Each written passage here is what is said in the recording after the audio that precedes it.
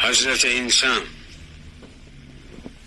جہاں میں دانش و بینش کی ہے کس درجے ارزانی، کوئی شے چھپ نہیں سکتی کہ یہ عالم ہے نورانی۔ پہلا شعر، اس عالم کی ماہیت عدم ہے لیکن وہ صفات الہی کی بدولت موجود نظر آتی ہے، یعنی ساری کائنات ہی دراصل تخلیق نوری ہے۔ بظاہر پردہ امکان یعنی تعین کا پردہ حائل ہو گیا ہے، جس کی وجہ سے کشافت اور کثرت محسوس ہوتی ہے۔ کوئی دیکھے تو ہے باریک فطرت کا حجاب اتنا، نمایاں ہیں فرشتوں کے تبسم ہائے پنہانی۔ دوسرا شعر، اللہ تعالیٰ نے انسان کو دانش اور بیانش عطا فرماتی ہے، اور اگر وہ اس عطیہ الہی سے کام لے تو اسے معلوم ہو سکتا ہے کہ ساری فطرت کائنات اللہ تعالیٰ کی ہستی پر گواہی دے رہا ہے۔ فرشتوں کی تبسم کی عریانی سے مراد یہ ہے کہ کائنات کا ہر ذرہ کسی صانع کے وجود پر شہادت دے رہا ہے، اور وہ صانع اللہ تعالیٰ کے سوا اور کون ہو سکتا ہے؟ مادہ تو ہو نہیں سکتا کیونکہ وہ بے شعور ہے۔ یہ دنیا دعوت دیدار ہے فرزند آدم کو، کہ ہر مستور کو بخشا گیا ہے ذوق عریانی۔ تیسرا شعر، اللہ تعالیٰ نے یہ دنیا اس لیے بنائی ہے کہ فرزند آدم اس کا مطالعہ کر کے اللہ تعالیٰ کی ہستی کا یقین اپنے دل میں پیدا کر سکے۔ دوسرا مطلب یہ ہے کہ اس دنیا میں ہر شے نمود کی طالب ہے، ہر شے اپنی خودی کو آشکار کرنا چاہتی ہے۔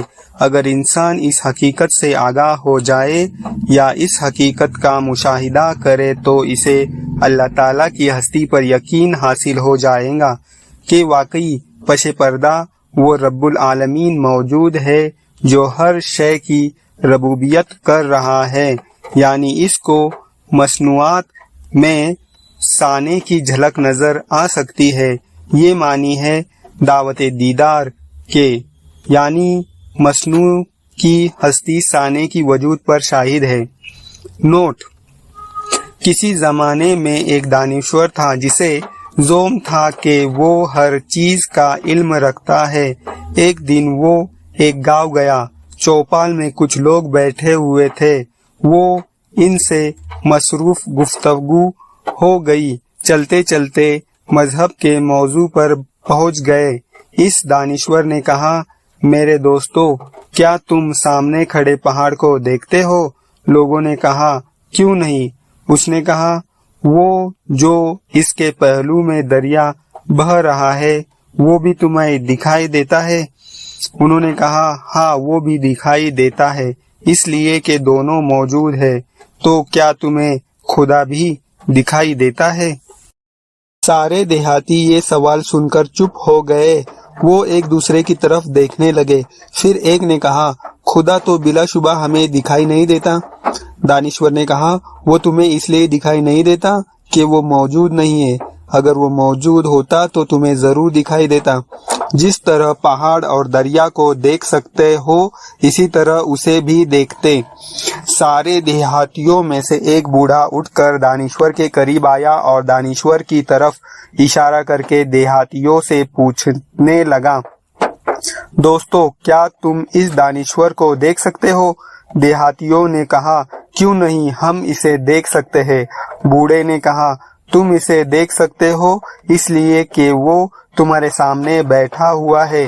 اچھا، تم اس کے پاؤں میں جوتے اور سر پر ٹوپی بھی دیکھ سکتے ہو؟ دیہاتیوں نے بیک زبان کہا، ہاں ہم وہ بھی دیکھ سکتے ہیں۔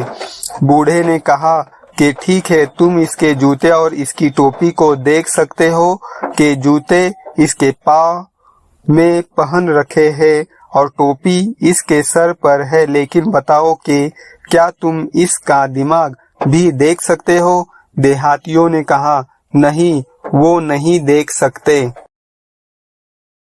بوڑھے نے برجستہ کہا، ہاں تم اس کا دماغ نہیں دیکھ سکتے اس لیے کہ اس کے سر میں دماغ ہی نہیں ہے، تو تم اسے کیسے دیکھ سکتے ہو؟ لہذا خدا بھی پوشیدہ ہے اپنے عمل سے ہر جگہ موجود ہے۔ دانشور لاجواب ہو کر اٹھ کھڑا ہوا، وہ چپ چاپ سے باہر نکلا تو دیہاتیوں کے کہے دور تک اس کے تعاقب میں کیے۔ یہی فرزند آدم ہے کہ جس کے اشک خونی سے کیا ہے حضرت یزداں نے دریاؤں کو طوفانی۔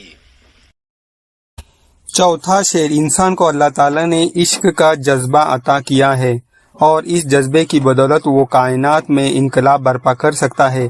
اشک خونے کنایا ہے عشق سے، یعنی انسان کو تمام مخلوقات پر اسی جذبے کی بدولت فضیلت حاصل ہے کہ وہ غیر محدود کو اپنی ذات میں سمو لینا چاہتا ہے۔ اس حدیث قدسی کی طرف عربی: میری زمین یا میرا آسمان مجھے اپنے اندر نہیں سما سکتا ہے، یعنی میں کائنات میں نہیں سما سکتا، لیکن مومن کے دل میں اس قدر وسعت ہے کہ میں اس میں سما سکتا ہوں۔ اس کی وجہ یہ ہے کہ قلب مومن پرتو ہے اس کی ذات کا۔ فلک کو کیا خبر یہ خاکزاں کس کا نشیمن ہے، غرض انجم سے ہے کس کے شبستاں کی نگہبانی۔ پانچواں شعر، فرشتے انسان کی بزرگی سے آگاہ نہیں ہے، انہیں کیا خبر کہ ہم نے ماہ و انجام بلکہ ساری کائنات کو انسان کا خادم بنایا ہے۔ اگر مقصود کل میں ہوں تو مجھ سے ماورا کیا ہے، میرے ہنگامہ ہائے نو بنو کی انتہا کیا ہے۔